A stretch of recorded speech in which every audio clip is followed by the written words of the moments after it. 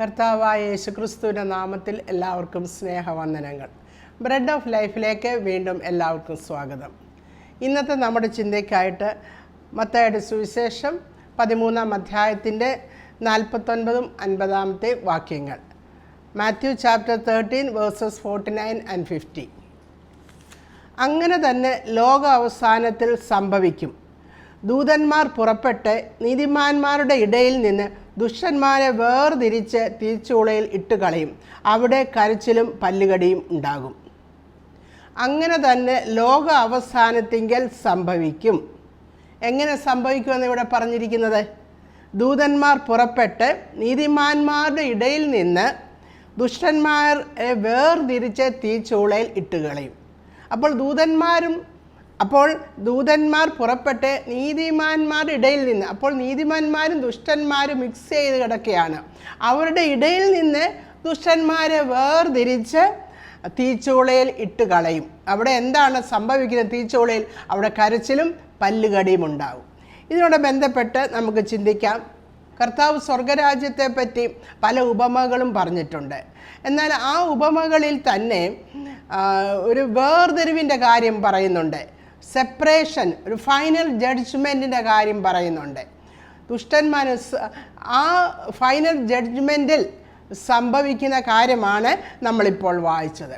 അപ്പോൾ ദൈവരാജ്യത്തിൻ്റെ ഉപദേശത്തിൽ കർത്താവ് പല ഉപമകളും പറയുന്നുണ്ട്, പല കാര്യങ്ങളും പറയുന്നുണ്ട്. അതിൻ്റെയൊക്കെ അവസാനം നടക്കുന്ന കാര്യമാണ് നമ്മളിപ്പോൾ കുറിവാക്യമായിട്ട് വായിച്ചത്. സഭ എന്ന് പറഞ്ഞാൽ രക്ഷിക്കപ്പെട്ടവരുടെ കൂട്ടമാണ് സഭ. അപ്പോസ്തല പ്രവൃത്തി 2-ാം അധ്യായത്തിന് 47-ാം വാക്യത്തിൽ ഇങ്ങനെ പറയുന്നുണ്ട്: രക്ഷിക്കപ്പെട്ടവരെ കർത്താവ് ദിനം പ്രതി സഭയോട് ചേർത്തിരുന്നുവെന്ന്. രക്ഷിക്കപ്പെട്ടവരെ കർത്താവാണ് സഭയോട്, യൂണിവേഴ്സൽ ചർച്ച്, കർത്താവാണ് സഭയോട് ചേർക്കുന്നത്. രക്ഷിക്കപ്പെട്ടവരെ സഭയോട് കർത്താവ് ചേർത്തിരുന്നുവെന്ന് അവിടെ കാണാൻ കഴിയും. അപ്പോൾ ഒരു സഭ എങ്ങനെ ആയിരിക്കണം സഭ എന്ന് ദൈവവചനത്തിൽ പറയുന്നതോടൊപ്പം തന്നെ അവസാന നാളിൽ സഭ എങ്ങനെ ആയിരിക്കുമെന്ന് ദൈവവചനത്തിൽ പറയുന്നുണ്ട്. പ്രത്യേകിച്ച് വെളിപ്പാട് പുസ്തകത്തിൽ സഭ എങ്ങനെ ആയിരിക്കും എന്നുള്ളതിനെ പറ്റി 7 സഭകളോടുള്ള ദൂതിൽ പ്രവചനമായിട്ട് അവിടെ പറയുന്നുണ്ട്. കർത്താവും അപ്പോസ്തലന്മാരും അതിനെപ്പറ്റി പറയുന്നുണ്ട്. ഇന്ന് ലോകത്ത് നടക്കുന്ന സംഭവങ്ങൾ, നമ്മുടെ ചുറ്റുപാടും നടക്കുന്ന സംഭവങ്ങൾ, നമ്മുടെ സഭയിൽ നടക്കുന്ന സംഭവങ്ങളൊക്കെ നോക്കുമ്പോൾ അന്ത്യകാലത്തിൻ്റെ അവസാന നാളിലേക്കാണ് നമ്മൾ കടന്നു വന്നിരിക്കുന്നത്, നമ്മളായിരിക്കുന്നത് നമുക്ക് മനസ്സിലാക്കുവാൻ കഴിയും. കാരണം കർത്താവും അപ്പോസ്തലന്മാരും പറഞ്ഞിരുന്ന കാര്യമാണ്, നടക്കുമെന്ന് പറഞ്ഞിരുന്ന കാര്യങ്ങളാണ് ഇപ്പോൾ നടക്കുന്നത്. നമുക്ക് കർത്താവ് തന്നെ പറയുന്നുണ്ട്, ശിഷ്യന്മാർ ചോദിക്കുന്നു, ലോക അവസാനത്തിലെ ലക്ഷണങ്ങൾ എങ്ങനെയാണ്, നിൻ്റെ വരവിൻ്റെ ലക്ഷണങ്ങൾ എങ്ങനെയാണ് എന്നൊക്കെ ശിഷ്യന്മാർ ചോദിക്കുമ്പോൾ കർത്താവ് അതിന് മറുപടി പറയുന്നുണ്ട്. നിങ്ങൾ യുദ്ധങ്ങളെയും യുദ്ധശ്രുതികളെയും പറ്റി കേൾക്കും. രാജ്യത്തോടെ വഴക്കുകൾ ഉണ്ടാകും, ഭൂകമ്പമുണ്ടാകും, ക്ഷാമമുണ്ടാകും, ഇങ്ങനെയൊക്കെ കർത്താവ് പറയുന്നുണ്ട്. കള്ളപ്രവാചകന്മാർ പുറപ്പെടും. പിന്നെ പറയുന്നുണ്ട് ദുരുപദേശം ഉണ്ടാകും, അത് കഷ്ടങ്ങളുണ്ടാകും, പേഴ്സിക്യൂഷൻസ് ഉണ്ടാകും.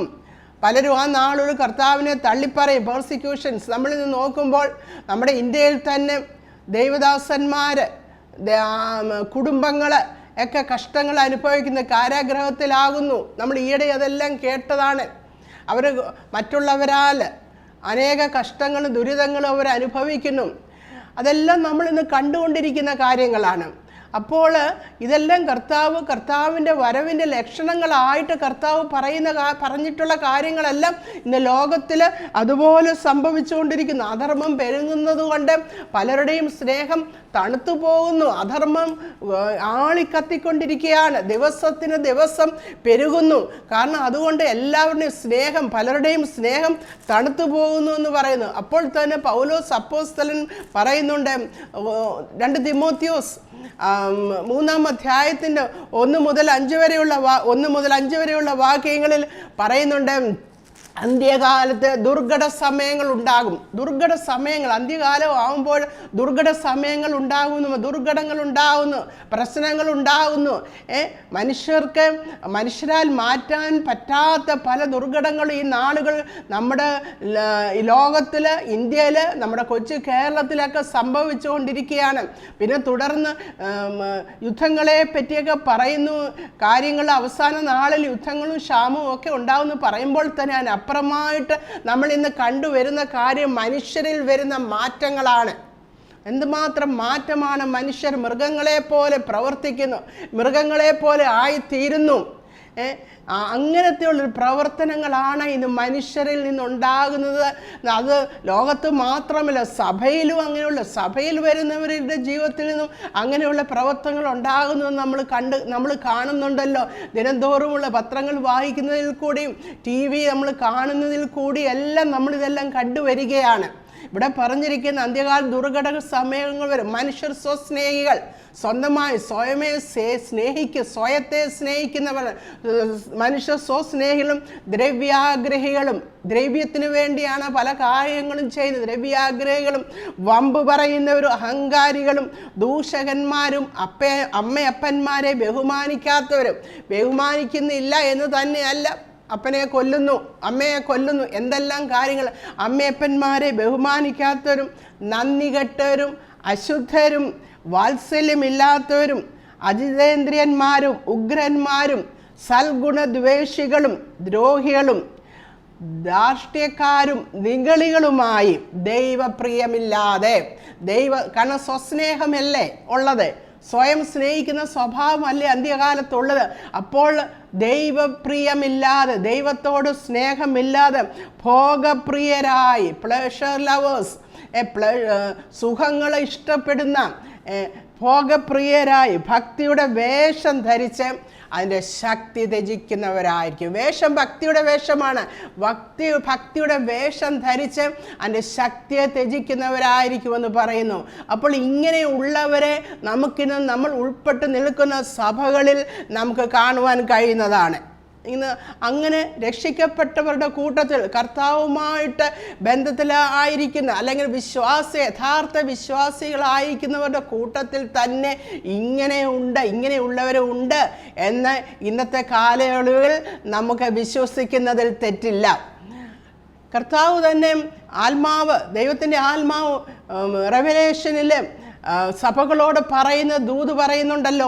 അതിനകത്ത് സഭകളുടെ ഇനിയും ഭാവിയിൽ വരാൻ പോകുന്ന, അല്ലെങ്കിൽ എങ്ങനെയാണ് ഭാവിയിൽ സഭ ആയിരിക്കുന്നതെന്നൊക്കെ അവിടെ പറയുന്നുണ്ട്. ഓരോ സഭയിലും ഡോമിനേറ്റ് ചെയ്ത് നിൽക്കുന്ന അവരുടെ കുറവുകളെ കർത്താവ് വെളിപ്പെടുത്തുന്നുണ്ട്. അവരുടെ നല്ല കാര്യങ്ങളെ പറഞ്ഞിട്ട് അവരുടെ കുറവുകളെ വെളിപ്പെടുത്തിയിട്ട് ആ കുറവുകളിൽ നിന്ന് അവർ മാനസാന്തരപ്പെടണമെന്ന് കർത്താവ് പറയുന്നുണ്ട്. അല്ലെങ്കിൽ അവിടെ നടക്കുന്ന ശിക്ഷ എന്തെന്നും അവിടെ പറയുന്നുണ്ട്. അപ്പോൾ ഓരോ സഭയ്ക്കും ഓരോ കുറവുകൾ എടുത്ത് പറയുന്നുണ്ട്. എന്നാൽ ആ കുറവ് ആ സഭയിൽ മാത്രമല്ല, മറ്റു സഭകളിലും എല്ലാ കുറവുകളുണ്ട്. എന്നാൽ ഓരോ സഭയിലും ഓരോ കുറവുകളാണ് മുന്നിട്ട് നിൽക്കുന്നത്. എഫെസസ് സഭയിൽ പറയുന്നത് ആദ്യ സ്നേഹം അവരിലില്ല. ആദ്യമായിട്ട് ആ സഭ തുടങ്ങിയപ്പോൾ കർത്താവിനുള്ള സ്നേഹത്തിൽ നിന്നായിരുന്നു അവരുടെ സഭ തുടങ്ങിയത്, കർത്താവിനുള്ള വിശ്വാസത്തിൽ നിന്നായിരുന്നു അവരുടെ സഭ തുടങ്ങിയത്. എന്നാൽ കാലക്രമത്തിൽ കർത്താവിനുള്ള സ്നേഹം അവിടെ നിന്നുപോയി, അല്ലെങ്കിൽ അതിന് മങ്ങലേൽപ്പിച്ചിട്ട് അവർക്ക് പ്രവൃത്തികൾ ധാരാളം ഉണ്ടായിരുന്നു.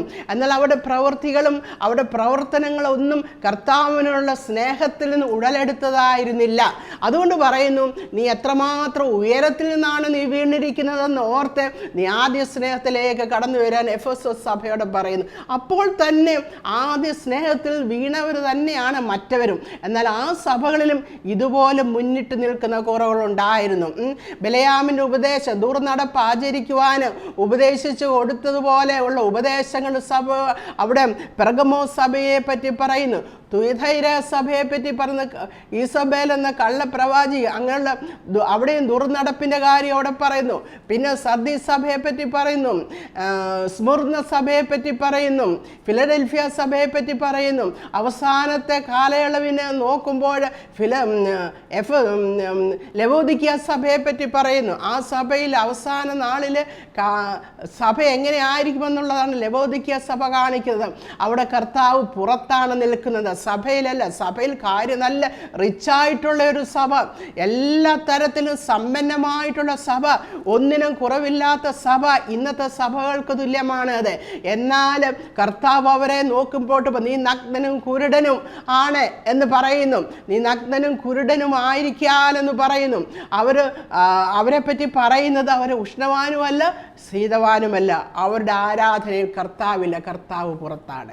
പ്രിയപ്പെട്ടവരെ, ഇങ്ങനെ മിക്സ് ചെയ്ത് കിടക്കുന്ന ഒരു സഭയെപ്പറ്റി ആണ് സഭയാണ് നമുക്ക് ഇന്ന് ഈ കാലയളവിൽ നമുക്ക് കാണുവാൻ കഴിയും. ഇങ്ങനെ മിക്സ് വിശ്വാസികളും ദൈവത്തെ അറിയാത്തവരും ദൈവ വഴിയിൽ നടക്കാത്തവരും എല്ലാവരും കൂടെ ചേർന്ന് ഒരു കൂട്ടമാണ് ഇന്ന് സഭയായിട്ട് ഇന്ന് ലോകത്തിലുള്ളതെന്ന് നമുക്ക് കാണുവാൻ കഴിയും. ആരാണ് ഇത് ചെയ്യുന്നത്? പിശാചാണ്, ദുഷ്ടനാണ് ഇത് ചെയ്യുന്നത്. ദൈവജനം 2 കൊരിന്ത്യർ 11-ാം അധ്യായത്തിൻ്റെ 14-15 വാക്യങ്ങളിൽ പറഞ്ഞു, സാത്താൻ താനും വെളിച്ചദൂതൻ്റെ വേഷം ധരിക്കുന്നുവല്ലോ, ആകയാൽ അവൻ്റെ ശുശ്രൂഷക്കാർ, അതായത് സാത്താൻ്റെ ശുശ്രൂഷക്കാർ, സാത്താൻ്റെ മിനിസ്റ്റേഴ്സ് നീതിയുടെ ശുശ്രൂഷക്കാരുടെ വേഷം ധരിച്ചാൽ അതിശയമില്ല. അവിടെ നീതിയുടെ ദൈവത്തിൻ്റെ ശരിയായിട്ടുള്ള സുവിശേഷ പ്രഘോഷിക്കുന്ന മിനിസ്റ്റേഴ്സിൻ്റെ വേഷം ധരിച്ചുകൊണ്ട് സാത്താൻ്റെ മിനിസ്റ്റേഴ്സ് ഇറങ്ങിയിരിക്കുകയാണ്. അവരിങ്ങനെ കൊണ്ടുചെന്ന് ഇങ്ങനെയുള്ളവരെ സഭകളിലാക്കും. തെറ്റായ ഉപദേശങ്ങളെ അവർ വിശ്വാസിയെ പോലെ ഇരിക്കും, സ്നേഹിതനെ പോലെ ഇരിക്കും, ഭക്തിയുടെ വേഷം ധരിച്ചുകൊണ്ടിരിക്കും. അങ്ങനെ ഒരു സഭയെ നമുക്കിന്ന് കാണുവാൻ കഴിയും. എന്നാൽ ഇവിടെ ഒരു സെപ്പറേഷനെ പറ്റിയാണ് നമ്മൾ കുറിവാക്യം വായിച്ചല്ലോ. ഒരു ഫൈനൽ ജഡ്ജ്മെൻറ്റ് നടക്കുന്നതായിട്ട് നമുക്ക് കാണുവാൻ കഴിയും. ഒരു സെപ്പറേഷൻ നടക്കുന്നതായിട്ട് കാണാൻ കഴിയും. ഈ ജഡ്ജ്മെൻറ്റ് നടത്തുന്നത് ഒരു ജഡ്ജായിരിക്കും ജഡ്ജ്മെൻറ്റ് നടത്തുന്നത്. എബ്രായ ഭാഷയിൽ ജഡ്ജ്മെൻറ്റ് എന്ന പദത്തിൻ്റെ അർത്ഥം മേക്ക് ഡിസ്റ്റിങ്ഷൻസ് എന്നാണ്.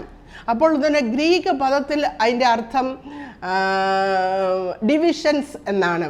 ഒരു ഡിവിഷൻ ഉണ്ടാകുന്നു, ഒരു സെപ്പറേഷൻ ഉണ്ടാകുന്നതായിട്ട് നമുക്ക് കാണാൻ കഴിയും. കർത്താവ് പറയുകയാണ് ലോകാവസാനത്തെങ്കിൽ, അല്ലെങ്കിൽ കൊയ്ത്തെന്ന് പറയുന്ന ലോകാവസാനത്തെയാണ് ഇവിടെ കാണിക്കുന്നത്, നമുക്ക് കാണുവാൻ കഴിയും. അവസാനം ഒരു ഫൈനൽ ജഡ്ജ്മെൻറ്റ് നടക്കും, ഒരു സെപ്പറേഷൻ നടക്കും. അപ്പോഴാണ് ദുഷ്ടന്മാരെ വേർതിരിച്ച് യഥാർത്ഥ വിശ്വാസികളിൽ നിന്ന് അവരെ വേർതിരിച്ച് അവരെ ഇരുട്ടിലേക്ക് അയക്കുന്നതെന്ന് നമുക്ക് കാണുവാൻ കഴിയും. നമ്മൾ മത്തായിയുടെ സുവിശേഷത്തിൽ തന്നെ കർത്താവ് ദൈവരാജ്യത്തെ പറ്റി പറയുമ്പോൾ ഗോതമ്പിൻ്റെയും കളയുടെ ഉപമ പറയുന്നുണ്ട്. ഗോതമ്പ് അവിടെ വിതച്ചു, എന്നാൽ യജമാനൻ നോക്കുമ്പോൾ, ദാസൻ നോക്കുമ്പോൾ കളയും കൂടെ കിളിച്ചു വരുന്നു. അവർക്ക് മനസ്സിലായും അത് ശത്രു വിതച്ചതാണെന്ന് അവർക്ക് മനസ്സിലായും. കർത്താവ് തന്നെ എൻ്റെ വ്യാഖ്യാനം കൊടുക്കുന്നുണ്ട്. അത് മത്തായിയുടെ സുവിശേഷം 13-ാം അധ്യായത്തിൽ 36 മുതൽ 43 വരെയുള്ള വാക്യങ്ങൾ അതിൻ്റെ വ്യാഖ്യാനം കർത്താവ് കൊടുക്കുന്നുണ്ട്. അവിടെ നല്ല വിത്ത് വിതച്ചത് മനുഷ്യപുത്രൻ, വിത്തെന്ന് പറയുന്നത് രാജ്യത്തിൻ്റെ പുത്രന്മാർ. എന്നാൽ കള വിതച്ചത് പിശാച്, അത് ദുഷ്ടൻ്റെ പുത്രന്മാർ. അപ്പോൾ ഈ കളയും ഗോതമ്പും കൂടെ ഒരുമിച്ച് വളർന്നു വരികയാണ്. അപ്പോൾ ദാസന് ചോദിക്കുന്നുണ്ട്, ഈ കളയങ്ങ് പറിച്ച് കളയട്ടെ. അപ്പോൾ യജമാനൻ പറയുന്നു, കൊയ്ത്തോളം വളരട്ടെ എന്ന്. അത് കഴിഞ്ഞിട്ട് നമുക്ക് കള പറിച്ചു കൂട്ടി തീയിലിട്ട് ചുട്ട് കളയാമെന്ന് പറഞ്ഞു. കൊയ്ത്തോളം വളരട്ടെ എന്ന് പറയുമ്പോൾ കൊയ്ത്ത് ഇവിടെ കാണിക്കുന്നത് ലോക അവസാനത്തെയാണ്. അതിനെപ്പറ്റി ഇങ്ങനെയാണ് എഴുതിയിരിക്കുന്നത്. മത്തായിയുടെ സുവിശേഷം 13-ന്റെ 36 മുതൽ ഉള്ള വാക്യങ്ങളിൽ ഇങ്ങനെ അവിടെ പറയുന്നുണ്ട്, ലോകം വിത്ത് വിതയ്ക്കുന്നവൻ മനുഷ്യപുത്രൻ, നല്ല വിത്ത് രാജ്യത്തിൻ്റെ പുത്രന്മാർ, കള ദുഷ്ടൻ്റെ പുത്രന്മാർ. അത് വിതച്ച ശത്രു പിശാച്, കൊയ്ത്ത് ലോക അവസാനം. കൊയ്യുന്ന ദൂതന്മാർ കള കൂട്ടി തീയിലിട്ട് ചുടുംപോലെ ലോകാവസാനത്തിൽ സംഭവിക്കും. മനുഷ്യപുത്രൻ തൻ്റെ ദൂതന്മാരെ അയക്കും. അവർ അവൻ്റെ രാജ്യത്തിൽ നിന്നും എല്ലാ ഇടർച്ചകളെയും അധർമ്മം പ്രവർത്തിക്കുന്നവരെയും കൂട്ടിച്ചേർത്ത് തീച്ചൂളയിൽ ഇട്ടുകളയും. അവിടെ കരച്ചിലും പല്ലുകടിയും ഉണ്ടാകും. അന്ന് നീതിമാന്മാർ തങ്ങളുടെ പിതാവിൻ്റെ രാജ്യത്തിൽ സൂര്യനെ പോലെ പ്രകാശിക്കും, ചെവിയുള്ളവൻ കേൾക്കട്ടെ എന്ന്.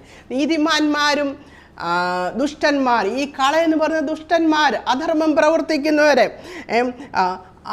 അധർമ്മം പ്രവർത്തിക്കുന്നവർ, ദൈവവചന പ്രകാരം ദൈവമായിട്ട് ബന്ധമില്ലാത്തവരെല്ലാവരും കൂടെ ചേർന്ന സഭ. എന്നാൽ കാലാവസാനത്തെങ്കിൽ എന്ത് സംഭവിക്കും? ഈ അധർമ്മം പ്രവർത്തിച്ചവരെയെല്ലാം തീച്ചൂളയിലിട്ട് ചുട്ടുകടയും, അവിടെ കരച്ചിലും പല്ലുകടിയും ഉണ്ടായിരിക്കും. എന്നാൽ നീതിമാന്മാർ, യഥാർത്ഥ വിശ്വാസികളും പിതാവിൻ്റെ രാജ്യത്തിൽ സൂര്യനെ പോലെ ശോഭിക്കുമെന്ന്, പ്രകാശിക്കുമെന്ന് ഇവിടെ എഴുതിയിരിക്കുന്നു. അപ്പോൾ ഒരു സെപ്പറേഷൻ ഉണ്ട് പ്രിയപ്പെട്ടവരെ. നമ്മളായിരിക്കുന്ന സഭയിൽ നമ്മൾ കർത്താവിൻ്റെ സഭയാണ്.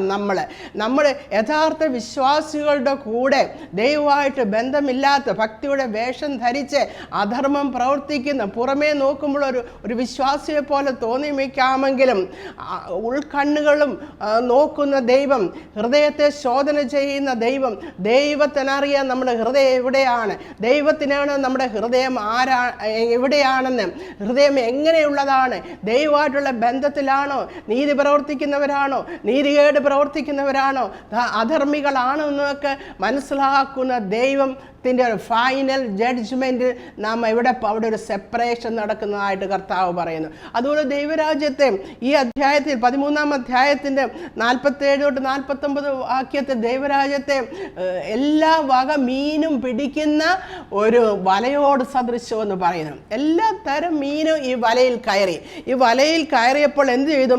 അവർ ആ വല വലിച്ച് കരയ്ക്ക് കയറ്റിട്ട് നല്ല മീനെ അവരിരുന്നു കൊണ്ട് നല്ലത് പാത്രങ്ങൾ വെച്ചിട്ട് ചീത്ത മീനെ എറിഞ്ഞു കളഞ്ഞു എന്ന് അവിടെ എഴുതിയിരിക്കുന്നു. അവിടെ പറയുന്നു, അങ്ങനെ തന്നെ ലോകാവസാനത്തിൽ സംഭവിക്കും. ദൂതന്മാർ പുറപ്പെട്ട് നീതിമാന്മാരുടെ ഇടയിൽ നിന്ന് ദുഷ്ടന്മാരെ വേർതിരിച്ച് തീച്ചൂളയിൽ ഇട്ടുകടയും, അവിടെ കരച്ചിലും പല്ലുകടിയും ഉണ്ടാകുമെന്ന് പറയുന്നു. ഇവിടെ ഒരു സെപ്പറേഷൻ്റെ കാര്യം പറയുന്നു. അപ്പോൾ നാം ആയിരിക്കുന്ന സഭകളിൽ പ്രിയപ്പെട്ടവരെ, നമ്മുടെ ജീവിതത്തിൽ ഒന്ന് നോക്കാം. നമ്മൾ മാനസാന്തരപ്പെട്ടവരാണോ? മാനസാന്തരത്തിൻ്റെ പ്രവൃത്തി നമ്മളിലുണ്ടോ? നമ്മൾ അധർമ്മം പ്രവർത്തിക്കുന്നവരാണോ? വിശ്വാസ ഭക്തിയുടെ വേഷം ധരിക്കുന്നവരാണോ? യഥാർത്ഥമായിട്ടും ദൈവമായിട്ടുള്ളൊരു ബന്ധത്തിൽ നമ്മളായിട്ടില്ല എങ്കിൽ ദൈവത്തിൻ്റെ ആത്മാവ് പറയുകയാണ് നാം മാനസാന്തരപ്പെടാൻ. റെവലേഷനിൽ പറഞ്ഞിരിക്കുന്ന എല്ലാ സഭകളോടും അവിടെ കർത്താവ് അവസാനം പറയുന്നുണ്ട്, ആകയാൽ നിങ്ങൾ മാനസാന്തരപ്പെടുവീനെന്ന് കർത്താവ് അവിടെ പറയുന്നുണ്ട്. അപ്പോൾ നമുക്ക് ഇതുപോലൊരു സെപ്പറേഷൻ പ്രത്യേക കന്യകമാരുടെ കഥയിലും അതും കർത്താവ് തന്നെ പറയുന്നുണ്ട്. 5 ബുദ്ധിയുള്ള 5 കന്യകമാർ, ബുദ്ധിയില്ലാത്ത 5 കന്യകമാർ, ഇവർ 10 പേരും പുറമേയുള്ള നോട്ടത്തിൽ ഒരുപോലെയായിരുന്നു. അവർ കന്യകമാരായിരുന്നു. 10 പേരുടെയും കയ്യിൽ വിളക്കുകൾ ഉണ്ടായിരുന്നു. അവർ എന്നാൽ അർദ്ധരാത്രി ആയി മണവാളം വരുവാൻ താമസിക്കുന്നത് കണ്ട് അവർ ഉറങ്ങിപ്പോയെന്നവിടെ എഴുതിയിരിക്കുന്നു. അത് കർത്താവിൻ്റെ വരവിൻ്റെ അടുക്കുമ്പോഴാണ് നമുക്കുണ്ടാകുന്ന ആ സ്പിരിച്വൽ, നമുക്കുണ്ടാ മന്ദതയെ പറ്റിയാണ് അവർ ഉറങ്ങിപ്പോയി. എന്നാൽ അർദ്ധരാത്രിക്ക് പറഞ്ഞതുപോലെ തന്നെ മണവാളൻ വന്നു. എന്നാൽ ഇവർ 10 പേരും എഴുന്നേറ്റു. എന്നാൽ ബുദ്ധിയുള്ള 5 പേരുടെ കയ്യിൽ എന്തുണ്ടായിരുന്നു? 5 പേരുടെ കയ്യിലുണ്ടായിരുന്ന വിളക്കിൽ എണ്ണ ഉണ്ടായിരുന്നുകൊണ്ട് അവർ പുറപ്പെടുവീനെന്ന് പറഞ്ഞപ്പോൾ അവർ പുറപ്പെട്ട് മണവാളൻ ഒരുങ്ങിയിരുന്നു. അവർ 5 വിളക്കുകളിൽ എണ്ണ ഉണ്ടായിരുന്ന 5 കന്യകമാർ അവർ ഒരുങ്ങിയിരുന്നവരായിരുന്നു. അവർ അവനോടുകൂടെ കല്യാണ സദ്യയ്ക്ക് ചെന്ന് വാതിൽ അടച്ചു എന്ന്. എന്നാൽ വിളക്കിൽ എണ്ണ, അവിടെ ഒരു സെപ്പറേഷൻ നടന്നു. വിളക്കിൽ എണ്ണയില്ലാത്തൊരു വിളക്ക് എണ്ണ വാങ്ങിക്കാൻ ഓടിപ്പോയി ആ സമയം. എന്നാൽ ഓടിപ്പോയി തിരിച്ചു വന്ന് വാതിൽ തുറക്കണമേ, കർത്താവേ കർത്താവേ വാതിൽ തുറക്കണമേ എന്ന് പറഞ്ഞു. അതിന് കർത്താവ് എന്താണ് പറയുന്നത്?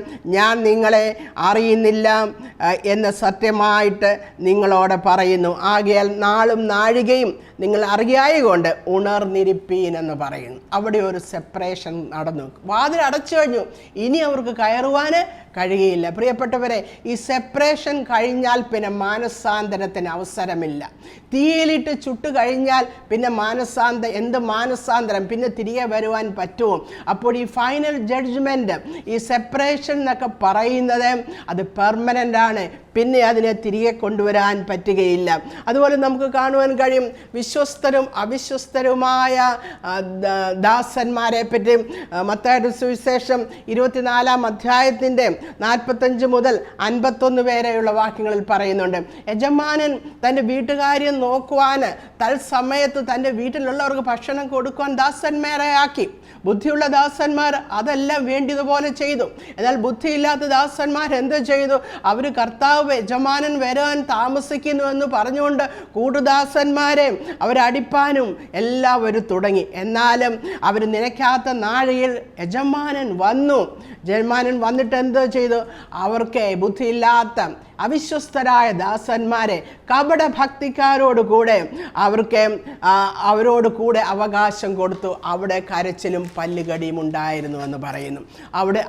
അവിടെ ഒരു സെപ്പറേഷൻ, അവിശ്വസ്തരും വിശ്വസ്തരായിരുന്നവരും തമ്മിലൊരു സെപ്പറേഷൻ, ഒരു ഫൈനൽ സെപ്പറേഷൻ അവിടെ നടക്കുന്നതായിട്ട് കാണാൻ കഴിയും. വീണ്ടും കർത്താവ് ദൈവരാജ്യത്തെ ഒരു കല്യാണ സദ്യയോട് ഉപമിച്ച് മത്തായിയുടെ സുവിശേഷം 22-ാം അധ്യായത്തിൽ പറയുന്നുണ്ട്.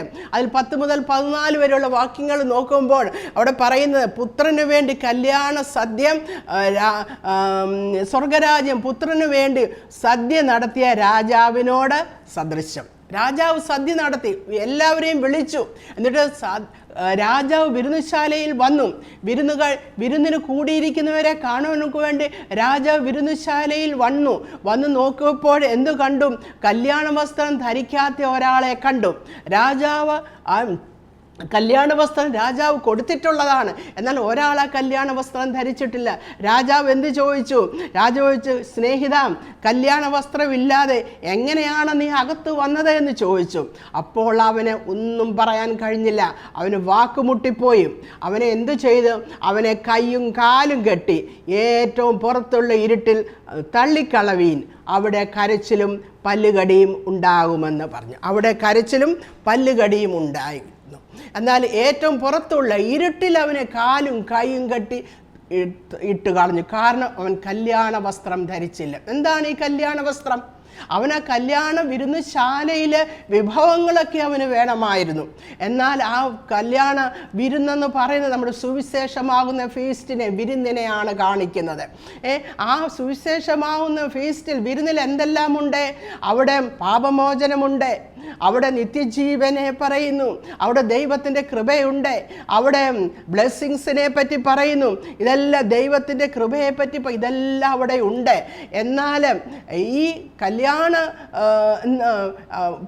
എന്തുകൊണ്ട് ഈ മനുഷ്യനെ പിടിച്ച് ഇരുട്ടിലിട്ടു കൈയും കാലും കെട്ടിക്കാൻ അവൻ കല്യാണ വസ്ത്രം ധരിച്ചില്ല? പ്രിയപ്പെട്ടവരെ, കാൽവറിയിൽ നമ്മുടെ കർത്താവ് നമ്മൾ കൊടുത്ത പാപവസ്ത്രം ധരിച്ചിട്ട്, പിതാവായ ദൈവം നമ്മുടെ പാപവസ്ത്രം നമ്മുടെ കർത്താവിനെ ധരിപ്പിച്ചിട്ട് നമുക്ക് രക്ഷാവസ്ത്രം കർത്താവ് തന്നിട്ടുണ്ട്. ആ രക്ഷാവസ്ത്രം ധരിച്ചുകൊണ്ടാണ് നമ്മുടെ സഭയിൽ നാം ഇരിക്കേണ്ടത്. ഈ മനുഷ്യൻ ഇന്നത്തെ നമ്മൾ നോക്കുമ്പോൾ ആ സുവിശേഷമാവുന്ന വിരുന്നുശാലയിൽ കടന്നു വരും. എന്തിനു വേണ്ടി? വിടുതലിനു വേണ്ടി മാത്രം കടന്നു വരുന്നു. രോഗസൗഖ്യത്തിനു വേണ്ടി കടന്നു വരുന്നു. സമ്പത്ത് ലഭിക്കുവാൻ കടന്നു വരുന്നു. അവരവരുടെ ദിനംതോറുമുള്ള കാര്യങ്ങൾ നടത്തുവാൻ വേണ്ടി കടന്നു വരുന്നു. എന്നാൽ ഈ കല്യാണ വസ്ത്രം ധരിക്കുന്നില്ല. പ്രിയപ്പെട്ടവരെ, നാം രക്ഷയുടെ അനുഭവത്തിൽ വന്നില്ല എങ്കിൽ, കർത്താവുമായിട്ട് ബന്ധം വന്നില്ല എങ്കിൽ, എന്നും എല്ലാ ഞായറാഴ്ചയിൽ പള്ളി പോകുന്നവരായിരിക്കും, കമ്മ്യൂണിയൻ കൊള്ളുന്നവരായിരിക്കും, വർഷിപ്പ് ടീമിൽ ഉണ്ടായിരിക്കുന്നവരായിരിക്കും, ഹല്ലേലൂയ, അതുപോലെ ചാരിറ്റി വർക്കിൽ സജീവമായി പങ്കെടുക്കുന്നവരും കൊടുക്കുന്നവരുമായിരിക്കും. എന്നാൽ ഈ രക്ഷ കർത്താവ് കാൽവറിയിൽ നമുക്ക് വേണ്ടി ഒരുക്കിയ ആ രക്ഷ പെട്ടകത്തിലേക്ക് നാം കടന്നു വന്നില്ല എങ്കിൽ നമ്മളെയും കൈയും കാലും കെട്ടി ഇരുട്ടുള്ളിടത്ത്, അതായത് പുറത്തെ കൈ ഇരുട്ടിൽ നമ്മളെയും തള്ളിക്കളയും. അവിടെ കരച്ചിലും പല്ലുകടിയും ഉണ്ടാകുമെന്നാണ് ദൈവവചനം ഇവിടെ പറഞ്ഞിരിക്കുന്നത്. അപ്പോൾ ഇത് ആര് പറഞ്ഞതാണ്? ഇത് നമ്മുടെ കർത്താവ് പറഞ്ഞതാണ്. അതുകൊണ്ട് ഈ തള്ളിക്കളഞ്ഞാൽ പിന്നെ തിരിച്ചു വരാൻ പറ്റുകയില്ല നമ്മൾ പറഞ്ഞത്. അത് പെർമനൻ്റ് ആണ്. ഇത് നമ്മൾ ഓർത്തുകൊള്ളണം. നമ്മുടെ ജീവിതത്തിൽ ഇതിൻ്റെ മുന്നിൽ, ഇതിൻ്റെ വെളിച്ചത്തിൽ നമ്മുടെ ജീവിതത്തിൽ നിന്ന് ശോധന ചെയ്യാമോ? ഒരു ഫൈനൽ ജഡ്ജ്മെൻറ്റ് നമുക്ക് വേണ്ടി കാത്തിരിക്കുന്നതായിട്ട്. ദൈവത്തിൻ്റെ വചനത്തിൽ യെശയ്യാപ്രവചനം 21-ാം അധ്യായത്തിന് 11-12 വാക്യത്തിൽ ഇങ്ങനെ പറയുന്നുണ്ട്, ചോദിക്കുന്നുണ്ട്, കാവൽക്കാര രാത്രി എന്തായി? കാവൽക്കാര രാത്രി എന്തായി എന്ന് ചോദിക്കുമ്പോൾ കാവൽക്കാരൻ പറയുന്നുണ്ട്, പ്രഭാതവും രാത്രിയും വന്നിരിക്കുന്നുവെന്ന്. അതെങ്ങനെയാണ് പ്രഭാതവും രാത്രി ഒരുപോലെ വന്നിരിക്കുന്നത്? കർത്താവിന് വേണ്ടി ഒരുങ്ങി ദൈവവചനപ്രകാരം ഒരു വിശുദ്ധ ജീവിതം, കല്യാണ വസ്ത്രം ധരിച്ച് ഒരു വിശുദ്ധ ജീവിതം നയിച്ച് കർത്താവിൻ്റെ വരവിന് വേണ്ടി ഒരുങ്ങിയിരിക്കുന്ന വ്യക്തിക്ക് അതൊരു പ്രഭാതമായി, കാരണം നീതിസൂരനായ യേശു വെളിപ്പെടുമ്പോൾ അതൊരു പ്രഭാതമായി തീരുകയും അപ്പോൾ തന്നെ ഭക്തിയുടെ വേഷം ധരിച്ച് ദൈവമായിട്ടുള്ളൊരു ബന്ധമില്ലാതെ ഒരു വിശ്വാസിയെപ്പോലെ, ഒരു സ്നേഹിതനെ പോലെ ഇരിക്കുന്ന അവർക്ക് ഉള്ളങ്ങളെ അറിയുന്ന ദൈവം അവർക്ക് ഒരു ന്യായവിധി കൊടുക്കുന്നു. അവർക്കൊരു അവരെ ദുഷ്ടന്മാരോട് കൂടെ അവരെ കെട്ടിയും അവർക്കത് അന്ധകാരത്തിലിടുന്നു. അപ്പോൾ അവർക്ക് അത് രാത്രിയായിത്തീരുന്നു. പ്രിയപ്പെട്ടവരെ, നാം നോക്കുമ്പോൾ ഒരു ചേർച്ചും പെർഫെക്റ്റ് അല്ല. കാരണം ദൈവമല്ലാതെ ഒരു മനുഷ്യനും പെർഫെക്റ്റ് ആയിട്ടുള്ളവരില്ല. എന്നാൽ കർത്താവ് ഈ ലോകത്തിൽ വന്നത് നീതിമാന്മാരെ തേടിയല്ല, പാപികളെ തേടിയാണ് വന്നത്. എന്നാൽ ഇനിയുള്ള കർത്താവിൻ്റെ വരവെങ്കിൽ കർത്താവ് പാപികളെ തേടിയല്ല വരുന്നത്.